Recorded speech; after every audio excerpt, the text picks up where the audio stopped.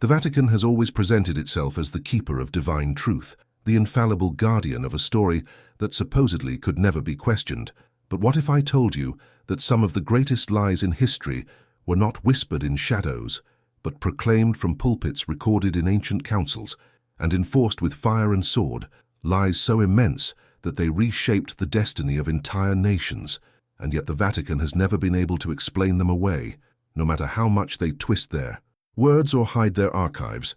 And the first of these is the deliberate rewriting of early Christian history to erase the fact that there were dozens of competing gospels, sects, and communities, each with their own version of who Jesus was, what he taught, and what his death meant. And yet the Vatican claims that only 4 gospels are authentic, despite the fact that the Gospel of Thomas, the Gospel of Mary, and countless others circulated for centuries, creating the undeniable truth that Christianity was never one unified faith, but a battlefield of ideas, a battlefield the Vatican tried to cover up by labeling everything outside its chosen canon as heresy, and yet it cannot explain why those other texts even existed if the truth had been so clear and singular. Does this not make you wonder whether the Vatican built its empire not on divine revelation, but on censorship and political maneuvering?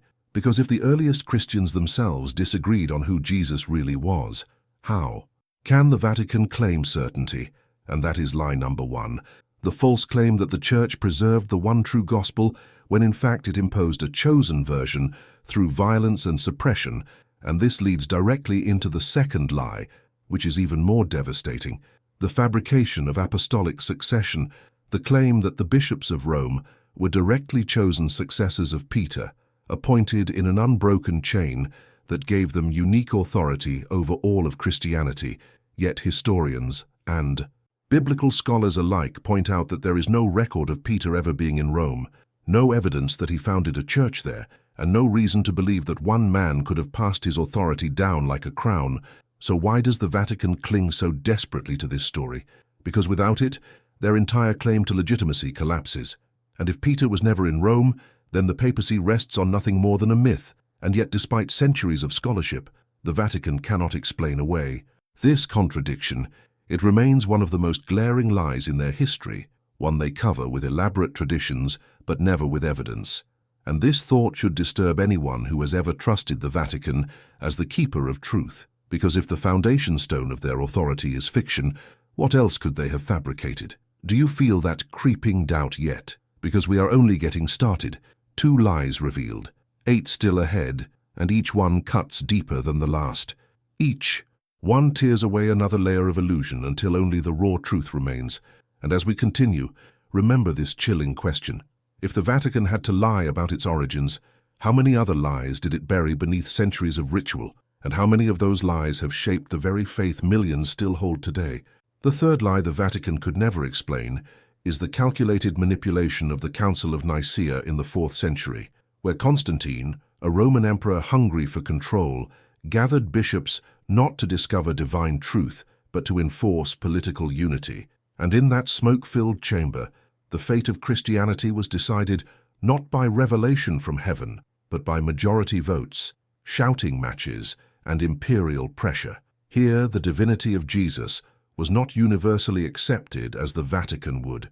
Have you believe it was debated ferociously, with many bishops insisting Jesus was a man elevated by God and not the eternal Son of God, and yet the Vatican has never admitted that this council was less about faith and more about politics. For how can truth be decided by raised hands in a political assembly?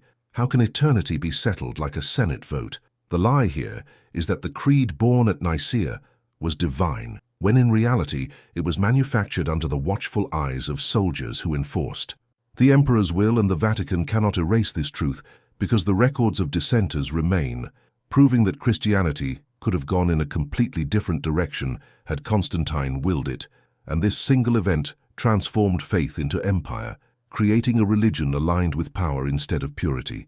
The Vatican insists that the Holy Spirit guided that council, but can the Spirit really be confused with the coercion of an emperor who murdered his own family? Does this not chill you that the faith of billions rests on a council convened by a blood-soaked tyrant? And yet the Vatican keeps this lie buried, pretending that the creed was inevitable when it was anything but, and from that council flowed another lie, The fourth in our list, the deliberate falsification of sacred relics and miracles. Because once the empire declared Christianity its official faith, the Vatican began to flood Europe with supposed holy objects, fragments of the cross, nails that pierced Christ, bones of apostles, even milk from the Virgin Mary, all claimed to be genuine, all paraded to inspire devotion and bring wealth to the church.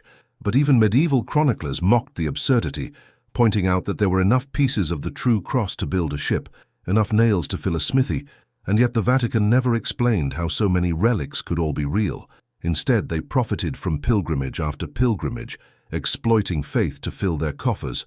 And this lie is particularly haunting because it reveals the willingness to sell the sacred, to fabricate the miraculous, to trade truth for influence. And though modern Catholics are told to see these relics as symbols, the original deception remains. The Vatican still cannot explain why it once presented fakes as facts, nor can it undo the centuries of manipulation this fraud created. So when people kneel before a fragment of wood or a drop of dried blood, do they realize they are bowing not to heaven, but to a lie? And if relics were forged, how much more of the story was forged? Do you see the pattern forming? One lie leads to another, one deception paves the way for the next, until the entire edifice is built, not on rock but on shifting sands of manipulation. And as we peel back these layers, as we confront these lies, the question becomes not whether the Vatican has lied, but whether it has ever told the full truth. And that thought alone should keep you awake tonight. Because if faith itself was designed to be a tool of empire, then what does that make the millions who followed it blindly? Are they believers in God, or are they captives of Rome's greatest invention? And if you feel that sting of doubt, know this: it is only going to grow sharper, for we still have 6 more lies to expose, each darker, each more impossible to explain. And once revealed, they will forever change the way you see the story you were told to never question. The fifth lie the Vatican has never been able to explain is the invention and reinforcement of the doctrine of eternal damnation, the teaching that those who disobey the Church's interpretation of God's will are condemned to burn forever in hellfire, a doctrine that is curiously absent from the earliest Hebrew scriptures and radically inconsistent with the teachings of Jesus about mercy and forgiveness. And yet the Vatican insists that eternal torment was always part of divine revelation. But history reveals something different, that the imagery of hell was shaped by political necessity, a tool to terrify peasants, kings, and scholars alike into obedience. For what ruler would dare oppose the Church, if doing so risked not only excommunication in this life, but endless flames in the next? And the chilling truth is that the doctrine of eternal hell was codified through church councils and writings of medieval theologians who took fragments of metaphorical passages and inflated them into a cosmic prison. And this lie served perfectly to extend control, for by teaching that only the Church could grant escape through sacraments, indulgences, and obedience, the Vatican turned salvation into currency. And who could ever question such terror when the price of doubt was painted as eternal agony? But here lies the question that has haunted scholars for centuries. If hell, as eternal fire, was not a consistent teaching of Jesus or his apostles, why does the Vatican defend it so ferociously? Could it be because without fear the Church loses its grip? Could it be that eternal damnation was the Vatican's greatest invention, a lie so dark that it still shackles minds today? And this leads us into the sixth lie, the systemic corruption of indulgences, where the Vatican claimed that forgiveness of sins could be purchased with money, reducing the sacred into a marketplace transaction. And this is not some Protestant exaggeration, it is a historical fact recorded by contemporaries, where priests and bishops openly sold certificates of pardon, claiming they reduced time in purgatory for souls.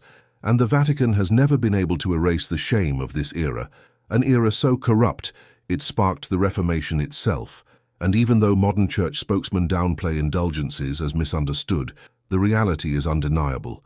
They exploited fear of eternal suffering for profit, turning salvation into a business model. And if the souls of men and women could be bought and sold, then what does that say about the Vatican's claim to be the voice of God? Can truth be auctioned? Can mercy be priced? And if these practices were exposed by reformers in the 16th century, why has the Vatican never given a clear and honest explanation, instead hiding behind vague language and carefully chosen apologies? Because to admit fully would mean admitting that one of the pillars of their wealth was built on one of the greatest lies in religious history. So here we stand, confronted with the thought that both eternal damnation and indulgences were not revelations from heaven, but strategies of control, fear, and money, hell and forgiveness, wielded as weapons, and still the Vatican calls itself the rock upon which truth was built. But if this rock crumbles, if its foundation is deception, then the entire structure begins to collapse, and you have to ask yourself, how many more lies have been cemented into this edifice?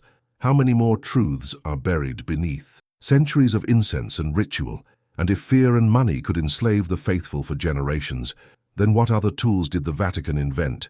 And if these two lies alone could shake the world, what will the remaining four do? Prepare yourself, because each step we take brings us closer to the point where faith as you knew it will never look the same again. The seventh lie the Vatican has never been able to explain is the manipulation of the figure of Mary, the mother of Jesus, elevated over centuries into roles never present in the earliest scriptures, transformed from a humble Jewish woman into the Queen of Heaven, a mediator, even at times portrayed with powers rivaling those of Jesus himself, and while millions venerate her with deep devotion, the uncomfortable truth is that much of Marian doctrine was constructed centuries later, often in response to political needs or popular pagan traditions that were absorbed into Christian practice. The Vatican insists that doctrines like the Immaculate Conception and the Assumption were divinely revealed, yet these were declared dogma only in the 19th and 20th centuries, nearly 2,000 years after Mary lived, raising the unavoidable question, if these truths were eternal, why did it take the Vatican so long to declare them? And why did early Christians not teach them? The answer is as unsettling as it is revealing. They were introduced not from revelation, but from necessity, to provide the faithful with a feminine figure of devotion, to merge Christianity with pre-existing mother goddess worship, and to reinforce the Church's control over belief by inventing new dogmas. And yet when pressed, the Vatican cannot explain why these doctrines are absent from Scripture. It simply declares them infallible, expecting obedience without evidence. But this lie exposes a deeper strategy, the Vatican's willingness to rewrite belief itself when it suits its needs. And from this flows the eighth lie, the papal claim to infallibility, a doctrine declared only in 1870 at the First Vatican Council, which insists that when the Pope speaks ex cathedra on faith and morals he cannot err. But consider the audacity of this claim. For centuries popes contradicted one another, launched crusades, blessed wars, sold indulgences, sanctioned inquisitions, and yet suddenly in the 19th century the Vatican decreed that the Pope was incapable of error, as if centuries of failure could be erased by proclamation. And this lie is perhaps the boldest of all, because it elevates a man into a position no scripture ever envisioned, placing his words above questioning, above debate, above reason. And yet history proves popes have erred, from corrupt Renaissance pontiffs who fathered children and sold church offices to modern popes who mishandled scandals. The Vatican cannot explain how infallibility stands when history is littered with papal contradictions. It is a doctrine that collapses under the weight of its own absurdity, and yet it endures, a shield the Vatican wields to silence opposition, demanding submission while offering no evidence. And this should make you ask, what kind of truth requires the declaration that it cannot be questioned? Is truth not self-evident? Is reality not strong enough to withstand scrutiny? The very need to claim infallibility proves fallibility, it proves fear, it proves that authority is slipping. And so we see again the pattern: manipulation, invention, suppression, the reshaping of faith not by God, but by men in robes and crowns. And as we uncover these lies, the picture becomes clearer. The Vatican has always adapted, always invented, always rewritten, not to preserve truth, but to preserve power. And if you thought the first 8 lies were enough to shake the foundations of faith, wait until we reveal the final 2, for they strike at the heart of resurrection itself and the very history upon which the Vatican stands. And once you hear them, there will be no going back. The 9th lie the Vatican has never been able to explain is the silence and contradictions surrounding the resurrection itself, the cornerstone of the faith, the moment that is said to prove Jesus was divine. But when we look closely at the Gospels, we do not find one unified account, but a confusing patchwork of contradictions. One Gospel says women arrived at the tomb and found one angel. Another says they found two. One says the stone had already been rolled away. Another implies it was moved. Before their eyes, one says Jesus appeared first in Galilee. Another says Jerusalem. And yet, despite these glaring differences, the Vatican insists that the resurrection narrative is flawless. But scholars and even ordinary readers have long pointed out that the story changes depending on which gospel you read. And if resurrection is the single most important event in Christian history, why is its record so inconsistent? Why is there no independent contemporary account of it? Why does Paul, the earliest writer, speak of visions rather than empty tombs? And why did the Vatican choose to harmonize these contradictions rather than admit the truth? The truth being that something mysterious happened, but not what the Vatican has claimed for centuries. The lie here is not simply that the resurrection was fabricated, but that the Vatican has suppressed the doubts, ignored the discrepancies, and used the event as a weapon to demand blind obedience, when in fact its own texts betray uncertainty. And if the resurrection cannot be explained, if it is riddled with contradictions, then the central claim of the Vatican crumbles. And this brings us to the 10th and final lie, the deliberate cover-up of hidden archives, locked away in the depths of the Vatican Library, documents that historians know exist, texts from early Christianity, letters, gospels, entire codices that have never seen the light of day, archives so vast they span miles of shelves, guarded with tighter security than gold. And the Vatican insists these are merely administrative records, but whispers from scholars who have had fleeting access tell a different story, of suppressed writings that challenge the official narrative, of historical accounts that would expose the Church's manipulations. And this final lie is perhaps the most damning because it is ongoing. It is not ancient history, but a present reality. The Vatican continues to hoard knowledge, continues to silence alternative voices, continues to act as if the truth belongs to it alone. And yet, if their story was true, why would they need to hide anything? Truth can withstand light. Truth does not fear investigation. Only lies require vaults and guards and silence. So as we close these revelations, consider what we have uncovered. 10 lies that stretch across centuries, from forged gospels to fake relics, from invented doctrines to political councils, from the terror of eternal damnation to the audacity of papal infallibility, from contradictions. In resurrection to locked archives that may hold the very evidence that shatters the Vatican's entire claim. And now the question falls upon you: what will you do with this knowledge? Will you continue to accept the Vatican's narrative, or will you open your eyes and see that history itself is calling out, telling you that what was presented as eternal truth was in fact human manipulation? And if you feel the weight of this truth pressing on your heart, then let it awaken you, let it drive you, to seek answers beyond the walls of power, and know that this is only the beginning. Because if this truth already shook you, imagine what comes next. Subscribe so you do not miss the full truth, because together we are pulling down the curtain. Together we are unmasking the greatest lie ever told, and once you have seen it, you can never unsee it.